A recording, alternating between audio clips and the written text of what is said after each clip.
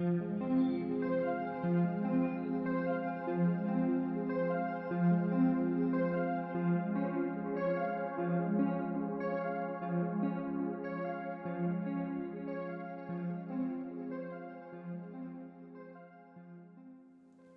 to From the Mind of Christine McConnell.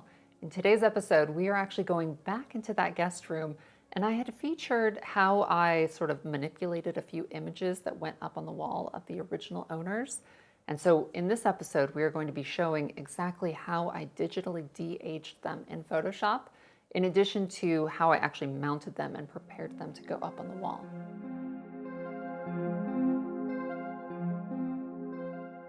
Let me start by telling you where I got these pictures from.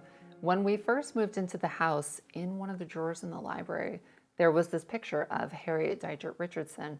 And so I already had that ready to go. Now for her husband, Thomas, the only image I had was from his obituary. It was a newspaper print and was kind of grainy. Luckily, I was able to get in touch with his great-granddaughter by marriage. Her name's Marianne Shepherd Lee. She was kind enough to bring a book of photos to the house. I was able to scan them, and that's how I have pictures to work with today.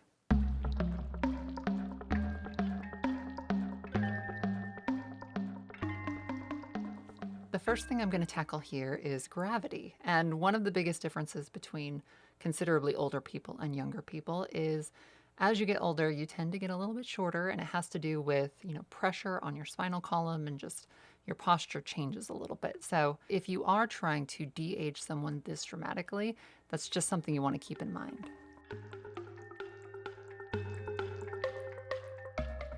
Something else that happens if we are lucky enough to become older is our neck tends to, obviously loosen and start to sag. And if you have any additional weight on you, it's just going to kind of puff up a little bit.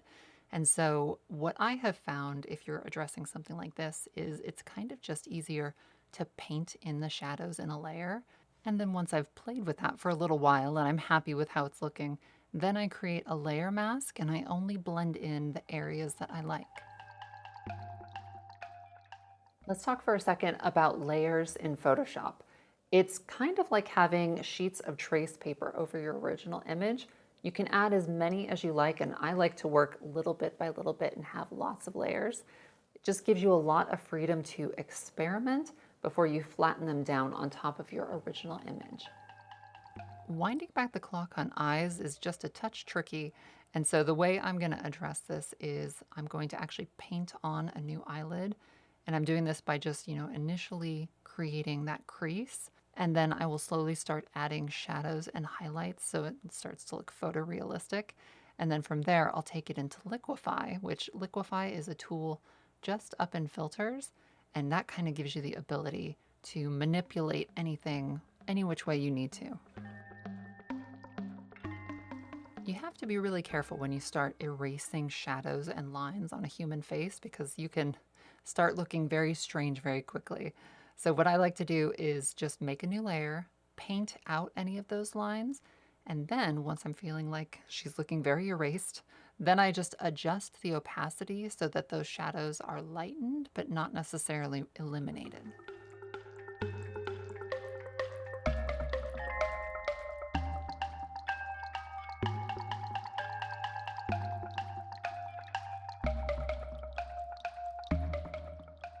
This is definitely a project where you kind of need to trust the process and know that at multiple stages throughout, your work is just going to look kind of bananas. So if you keep that in mind and you just kind of push through any of those awkward stages, you're usually going to be pretty happy with the end result. And if for some reason you aren't, it's Photoshop. You can undo anything so long as you save your layers as you go.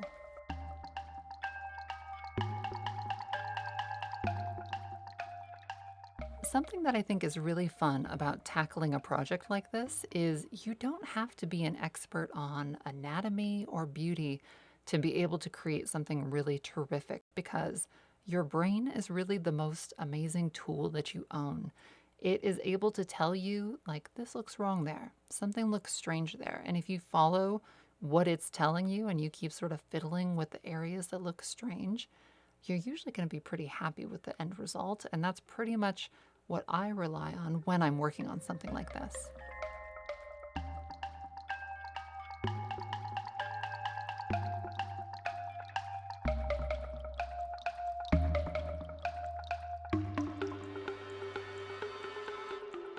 talk for a second about Photoshop because this is a terrific program, but it is kind of complex and it took me it took me a long time to get pretty good at it. But now I feel like I'm at a place where I can solve just about anything that I have come up with a picture. And so for that reason, in the near future, I would like to do an episode that was done in kind of a live stream format where Photoshop is up on the screen and you can ask me in real time questions that you have. And I can just basically go through step by step and show you how I tackle problems as they arise.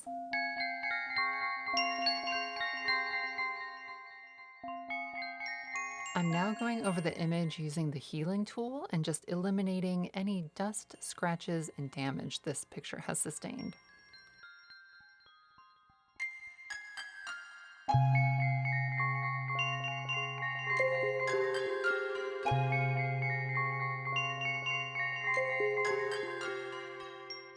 Okay, let's talk about hair.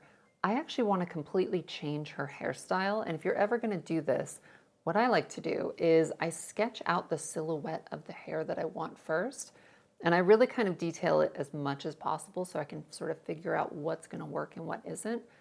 Once I'm happy with that, I actually can go and find tons of different photos, pluck little bits and pieces that work, and Frankenstein them together. And what is really great about this is it gives you complete control to create anything you want. And if you've done it well at the end, your image should look pretty photorealistic.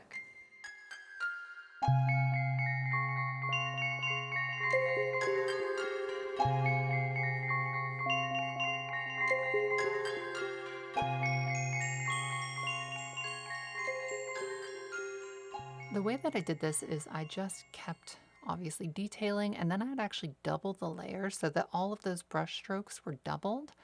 And then once it began looking just a little bit too contrasted, I dialed it down and started muting some of those highlights so that it would start to look just a touch more natural.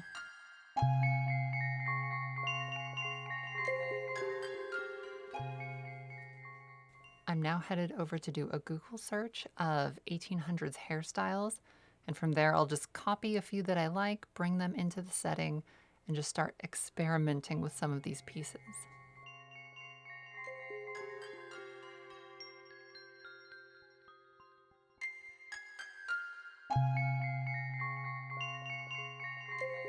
I think a big trick to having this come out well is to pay attention to the light source on your subject as well as the subjects that you're sort of plucking these little pieces from.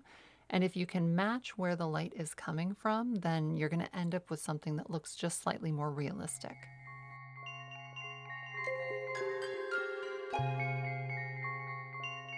If ever there was a project that you'd want to be listening to either music or an audiobook, this is definitely it because if you try to tackle something like this without having something soothing and extra kind of going on, it's extremely fiddly and can kind of it can wear you down really quickly if you're not entertained in some other way.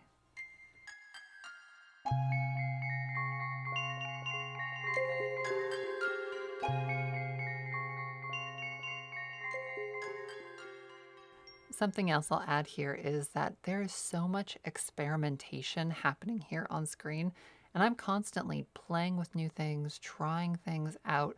Sometimes you'll think something's working, and you'll be maybe like a few hours later, suddenly it registers as looking really like either just too much or just kind of wrong.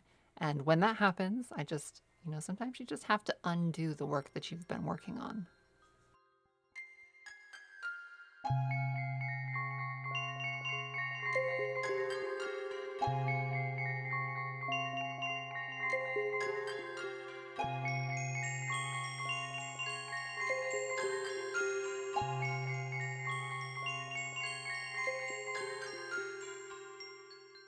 I am a huge fan of voluminous hairstyles, and throughout history, they've kind of come and gone, but I just kind of always am drawn back to them. I think they look really, really flattering on a face, and one of the eras that I specifically love is the 1960s with those beehives and bouffants. I just think they're really fun and pretty looking. So I'm sure those are sort of a throwback to eras in the past, maybe even the Gibson Girl era, where big hair was very popular.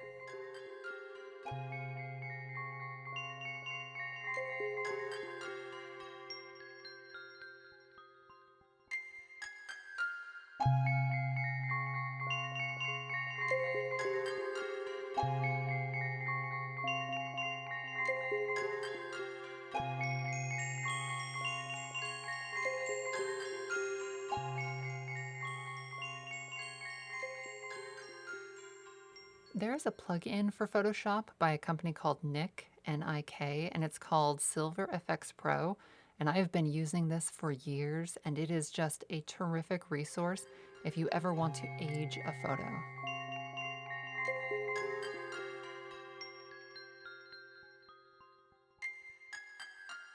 Okay, so Harriet's picture is all done, and I love how it turned out. But before we move on to Thomas's picture, I wanted to just take a second to kind of talk about what my motivation for tackling this project was. And it really comes down to I only have a limited number of images of these original family members. And I thought it would be really fun to create not only something new, but hopefully something that represents what they might have looked like when they very first moved into the house and it was brand new.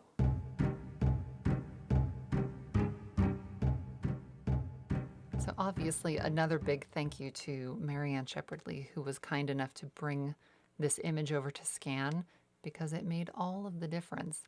I should mention that when I do scan in an image that is important to me and I feel like needs to be sort of restored or remastered, I tend to scan it in at around like 1600 DPI, which is quite a bit. Let's talk a little bit about aging. So I've never done this much of a dramatic difference in a photo before as far as going back, 30 to 40 years on a person. And so something I've noticed is that your eye can appear smaller as you get older. And so opening that up has made a huge difference. And in addition to that, your nose and your ears can become ever so slightly larger. So bringing those down a little bit, in addition to, the facial tissue begins to droop, sort of raising that back up. Adjusting the shadows of where things are makes a huge difference also. And so these are just sort of things to keep in mind if you're ever attempting to do something like this.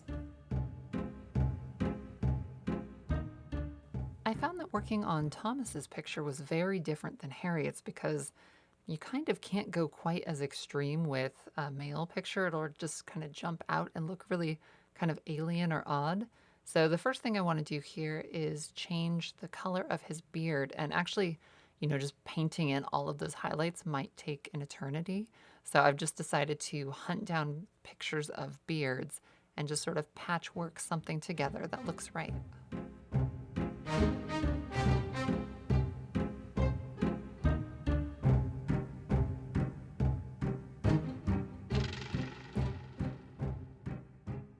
I was really lucky with Thomas's picture because this photograph of him, he has another image in the house that's, I think, sort of like a painting of some kind that was done when he was younger. And it's in the same exact sort of angle and position as this photo. So I can kind of flip back and forth between the two and see what needs to be reversed as time's gone on.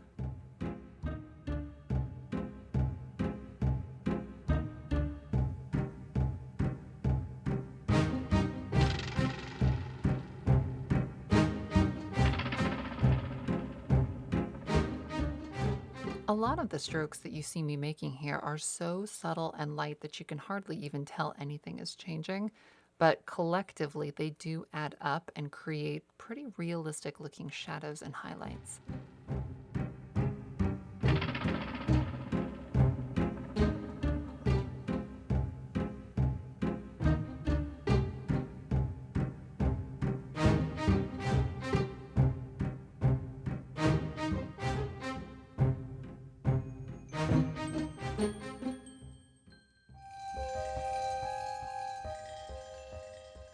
Historically, and all the way up until today, when someone commissioned an image of themselves, whether it was painting or a photograph, you're always hoping for the most amazing version of yourself. And so, really, if you want to think about it, the very first Photoshop was done with an oil paint and a brush. And that is pretty much what I'm doing here. I obviously want the image to look like they actually looked, but I am definitely going for the most attractive or the best possible version I can create. And I think that's a really helpful thing to keep in mind is when you're looking at obviously an image online or even a painting in a museum, this is a representation of the best that person wanted to look, and it doesn't always necessarily align with reality.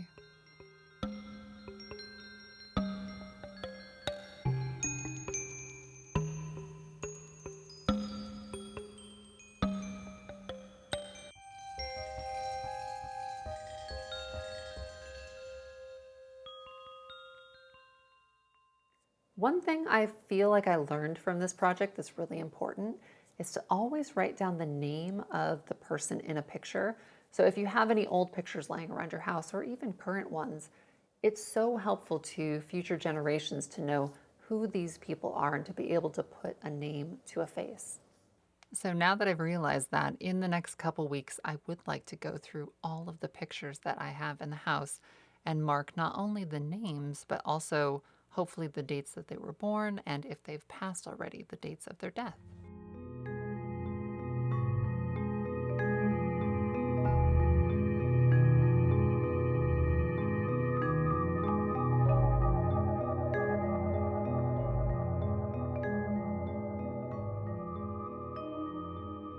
Every now and again, I love to jump back and forth between the original and what I've done, and it kind of gives me like a fresh perspective on the progress that I've made.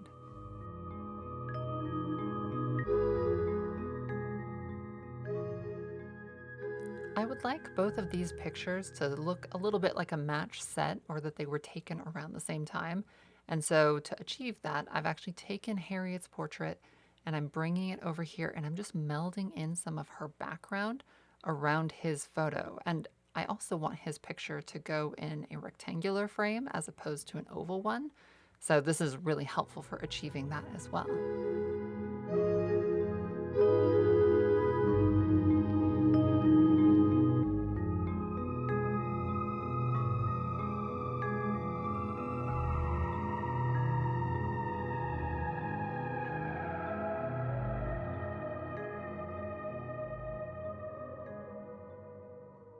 The captive actually did go to art school, and one of the things that he taught me very early in our relationship was when you're editing a photo, that if you reverse the image, you instantly gain a different perspective, or at least a fresh perspective on the picture.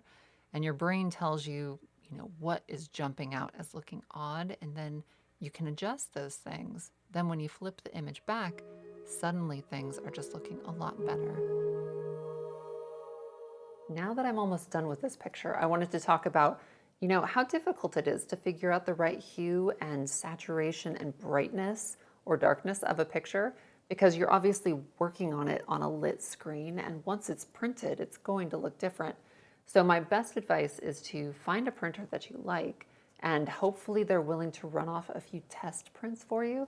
And so that way you can make any tweaks or adjustments in your computer, send them back, and your finished image is going to look just how you want it to. The company that I use for printing is Boston Pro Print out of Boston, Massachusetts, and I'd almost marry them if I could. They just do such a fantastic job, and their turnaround is lightning fast. My images are now done, and once they get back from the printer, I can start preparing their frames.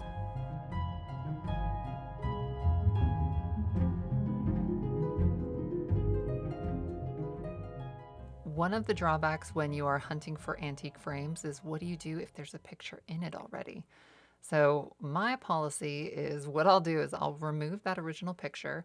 I end up using it often as a trace for what the next picture is going to be in the frame. And then I just put that original picture back on top of the picture that I have now placed in the frame. And that way you haven't erased any history, and it will still be there for people to enjoy in the future.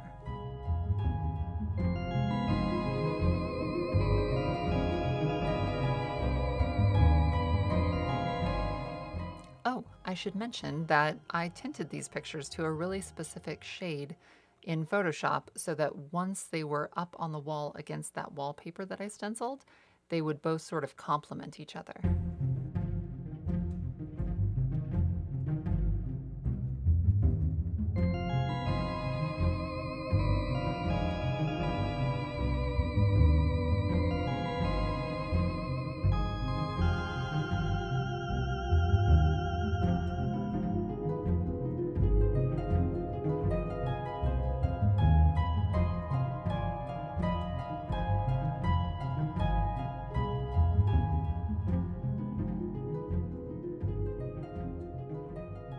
And now this gentleman's image is being entombed behind Harriet's, and hopefully in the future someone will be able to identify who he is and his image will live on.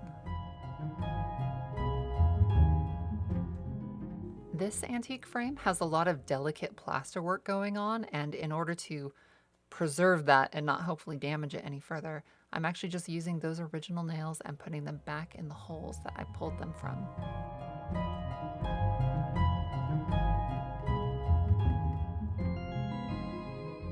Professor Poof has finally become my little buddy, and he's actually sitting on my lap right now while I'm doing voiceover, just sort of happily snorting and purring. I want this picture to be as secure as possible, so I'm taking out the old hook and this old tattered wire, and I'm going to be replacing it with an eye screw, and then I'm actually just going to be using that antique replica picture hanging wire that I purchased online.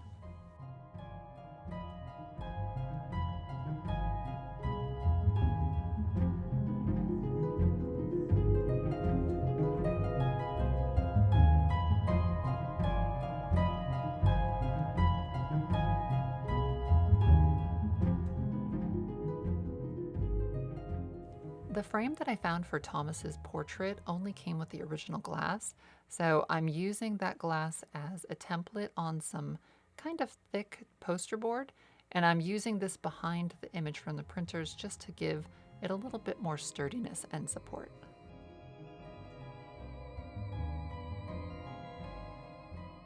You always want to make sure the glass and your picture are very clean before you seal them together, and just look out for any dust or debris.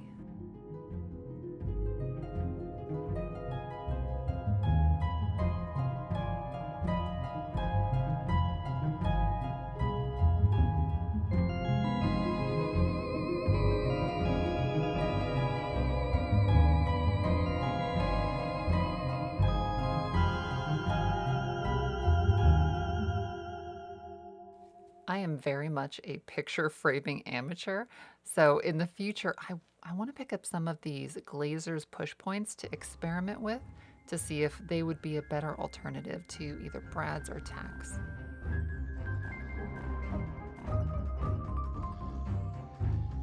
And now we're going to try something that is experimental for me for the first time.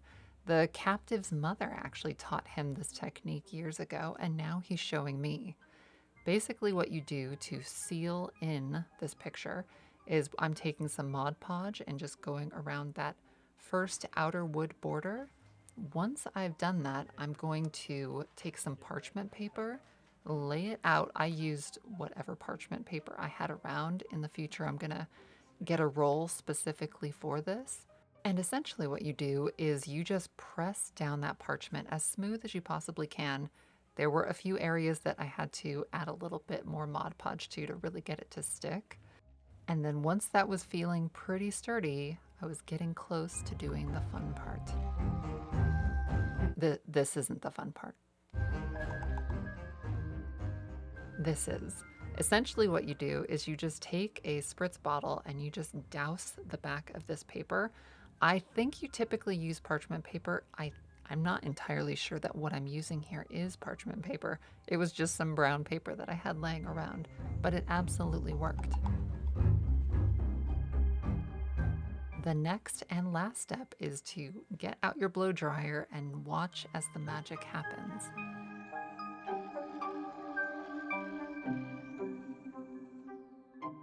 Is this just the coolest thing? This actually just happened for the very first time right before my eyes. I had never seen it done before, and it kind of just blew my mind. So I hope you've enjoyed it as much as I did.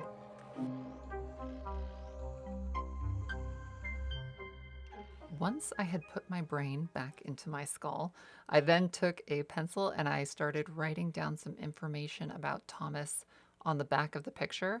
If I were to do this again, I would use a marker. I think using something permanent is a better idea.